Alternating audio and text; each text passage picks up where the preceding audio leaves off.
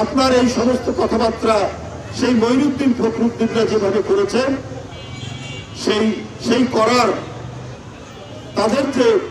তাদেরই আমরা আরেকটা মানে পুনরুজ্জীবন দেখছি, একটা রিপিটেশন দেখছি।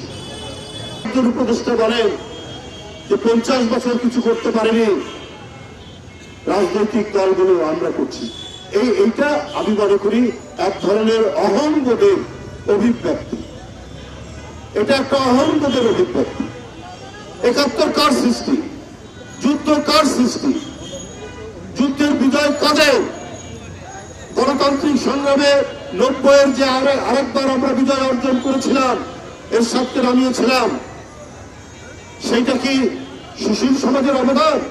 হ্যাঁ, সুশীল সমাজ সমর্থন করেছে ছাত্রদের এই আন্দোলন, রাজনীতিবিদদের এই আন্দোলন।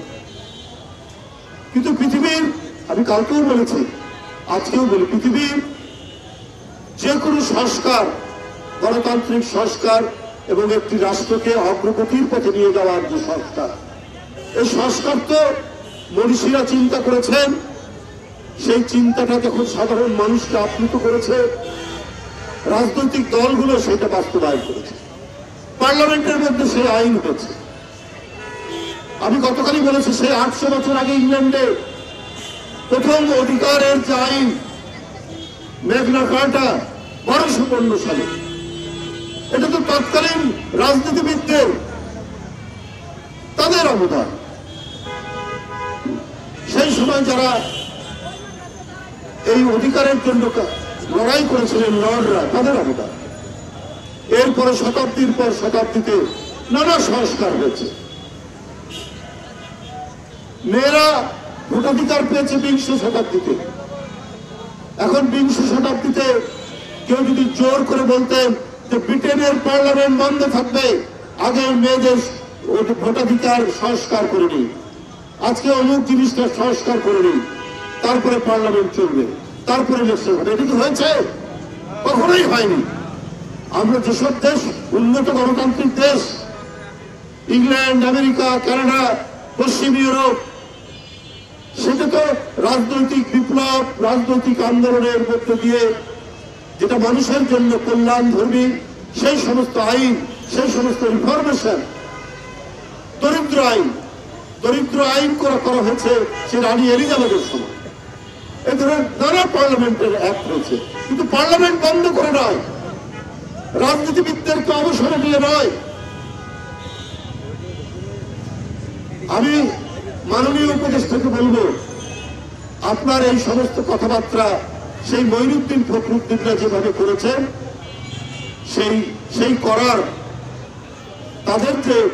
তাদেরই আমরা আরেকটা মানে পুনরুজ্জীবন দেখছি, একটা রিপিটেশন দেখছি। বন্ধুরা আমার, এইটা হতে পারে না। বরং শেখ হাসিনা, মঈনুদ্দিন ফখরুদ্দিনের সেই তথাকথিত সংস্কারের ফলে শেখ হাসিনার মতো একজন ডিক্টেটর, একজন কর্তৃত্ববাদী, একজন ফ্যাসিস্ট, যে গণতন্ত্রের সকল প্রতিষ্ঠানগুলোকে ধ্বংস করে দিয়ে একটা সম্রাজ্ঞীর শাসন জারি করেছিল, তার বিরুদ্ধে কথা বললেই হয় জেলখানা, না হলে তার লাশ পড়ে থাকতো রাস্তাঘাট, নদী নালা, যে কোনো জায়গায়। এটা তো আমরা দেখেছি সেই সংস্কারের ফল।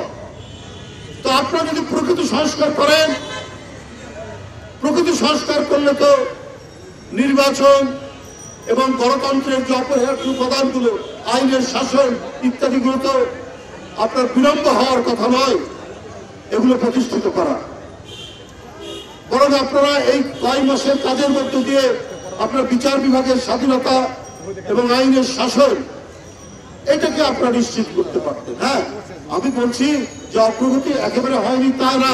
আমরা বক্তৃতা করে বাসায় ফিরে যেতে পারি, আমাদেরকে পুলিশ ধরবে না, এইটা মনে হয় গোয়েন্দা পুলিশ রাস্তার মধ্যে আমাদেরকে আটকে না, এইটা হয়েছে। কিন্তু এই ধরনের কিছু সংস্কারের কথা আপনারা বলে সেটা যারা আসবেন সামনে, জনগণের ভোটে যারা ক্ষমতা আসবেন, তাদের কাছে সেটা আপনারা দিয়ে যান।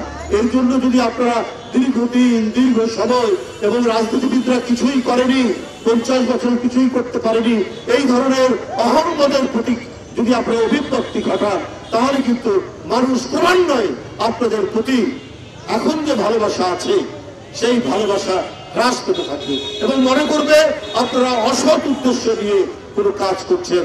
আপনারা সত্যিকার অর্থে জনগণের যে অধিকার, ভোটিং রাইট, যেটা শেখ হাসিনা 15 বছরে একেবারে নিরুদ্দেশ করে দিয়েছিলেন, সেই ভোটিং রাইটসটা আপনারা হয়তো ঠিক মতো দিতে চান না। এই ধরনের আশঙ্কাও মানুষের মধ্যে তৈরি হবে। মানুষের মধ্যে এই আস্থা তৈরি করুন যে আপনারা অতি তাড়াতাড়ি যেটা করবেন সেটা হচ্ছে নির্বিঘ্নে মানুষ যাতে ভোট দিতে পারে, ইনক্লুসিভ ভোট, সর্বজন গ্রাহ্য ভোট যাতে দিতে পারে, নির্বাচন হতে পারে, সেই আশাবাদ মানুষের কাছে আপনারা তুলে ধরুন। সেই চেষ্টা, সেই সংস্কার করুন, অতি দ্রুত করুন, এটাই মানুষ চাইবে।